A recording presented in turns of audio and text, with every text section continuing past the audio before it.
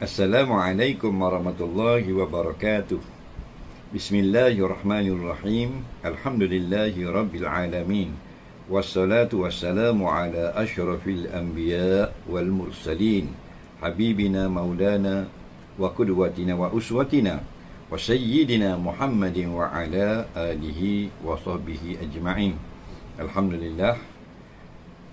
Kita bersambung lagi soal jawab agama. Dan kali ini soalannya, Ustaz, saya hendak tahu hukum ibu tumpang di dalam Islam dalam rawatan bagi pasangan yang tidak mendapat zuriat. Minta penjelasannya. Terima kasih. Baik. Saya ucapkan terima kasih kepada yang menyoal. Persoalan pada kali ini berkait dengan pasangan yang tidak dapat anak, tidak dapat zuriat lepas berkahwin. Mereka menggunakan kaedah ibu tumpang. Baik, bila disebut tidak mendapat anak ataupun mandul ataupun masalah-masalah dalaman bagi pihak suami atau pihak isteri, ia ada termasuk di dalam penyakit. Maka penyakit ini, setiap penyakit ini ada ubatnya. Dan berubat daripada sakit ataupun merawat penyakit ini adalah sunnah Nabi sallallahu alaihi wasallam.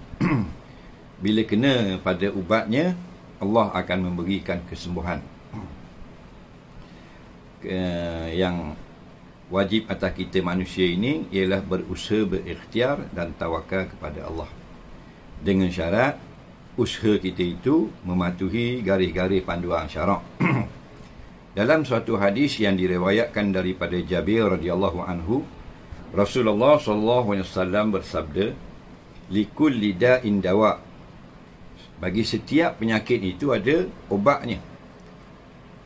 Fa iza usiba dawa'ud da', maka apabila kena ubat dengan sakitnya itu, bara'a biiznillah atau kama qala, nescaya Allah akan memberikan kesembuhan dengan izinnya. Maknanya sakit ini Allah yang turunkan dan dialah juga yang memberi sembuh. Maka setiap penyakit itu melainkan mati ada ubat. Dan bila kena ubat dengan sakit itu, Allah akan memberi sembuh dengan izinnya.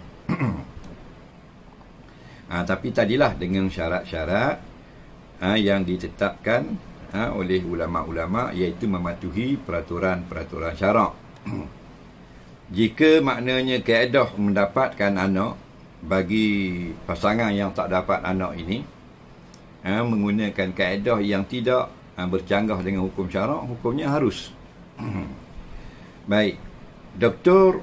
Abdul Karim Zaidan, seorang ulama besar, dia sebut di dalam kitab dia Al-Mufassal fi Ahkamil Mar'ah, ada 9 kaedah rawatan mendapatkan anak bagi pasangan yang tidak mendapatkan zuriat. Maksudnya yang terkenal dengan bayi tabung uji lah. Maksudnya bayi yang didapatkan dengan cara rawatan di dalam makmal. Antara 9 kaedah yang diamalkan oleh orang-orang moden sekarang, ada 2 kaedah yang halal di sisi syarak. Daripada 9 cara, ada 2 kaedah diharuskan dan halal di sisi syarak. Kaedah yang pertama ialah diambil benih daripada suami dan benih daripada isterinya yang sah, dicantumkan di dalam makmal, maksudnya di luar rahim. Kemudian dikembalikan benih yang sudah bercantum tadi ke dalam rahim isterinya untuk dihamilkan. Ini kaedah yang pertama.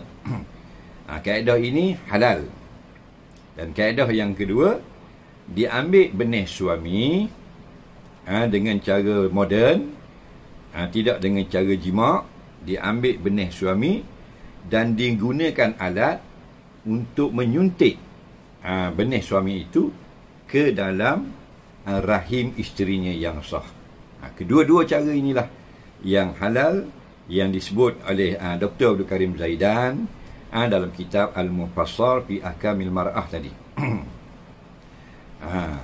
Dan kalau kaedah yang digunakan itu adalah haram, maka hukumnya adalah haram. Antara kaedah yang haram ialah menggunakan ibu tumpang. Ibu tumpang ini ada beberapa cara kaedah. Di antaranya ialah benih suami dicantumkan dengan benih isterinya yang sah, tetapi diletakkan ke dalam rahim perempuan yang bukan isterinya yang sah, yang bukan halal baginya. Hukumnya adalah haram, kerana walaupun benih suami ini dicantumkan dengan benih isteri, tetapi dikandungkan di dalam rahim perempuan yang bukan isterinya. Jadi kaedah ini adalah kaedah yang haram. Ulama-ulama kebanyakannya ada menyebut dengan jelas bahawasanya kaedah ibu tumpang ini adalah haram. Di antara ulama-ulama besar yang kata haram ialah Syekh Jadul Haq, Ali Jadul Haq, iaitu mantan Syekhul Azhar yang lepas. Dan lagi Dr. Ali Jumaah yang kita kenali itu bekas mufti besar negeri Mesir. Dan Syekh Said At-Tantawi, bekas Syekhul Azhar. Dan Dr. Yusuf Al-Qardawi yang kita sedia maklum. Dan Dr. Mustafa Zarqa yang sangat terkenal itu. Kerana meletakkan benih ke dalam rahim yang bukan isteri, hukumnya adalah suatu perbuatan yang haram dan dosa. Rasulullah sallallahu alaihi wasallam pernah bersabda dalam satu hadis, "Ma min zambin ba'da syirki a'zam 'inda Allah min nutfatin wada'aha rajulun fi rahimi la yahillu lah."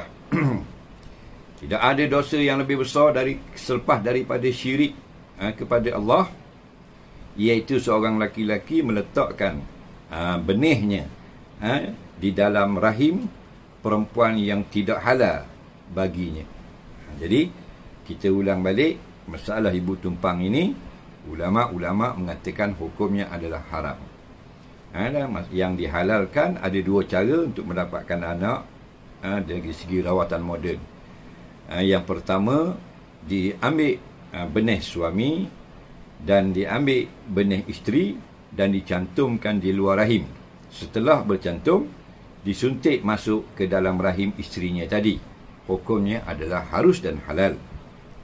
Dan yang kedua, suami yang mandul, yang tidak ada kekuatan untuk menyampaikan benihnya ke rahim isteri, diambil benih itu oleh pihak doktor, pihak yang merawat, dan disuntik ke dalam rahim isterinya menggunakan alat-alat moden.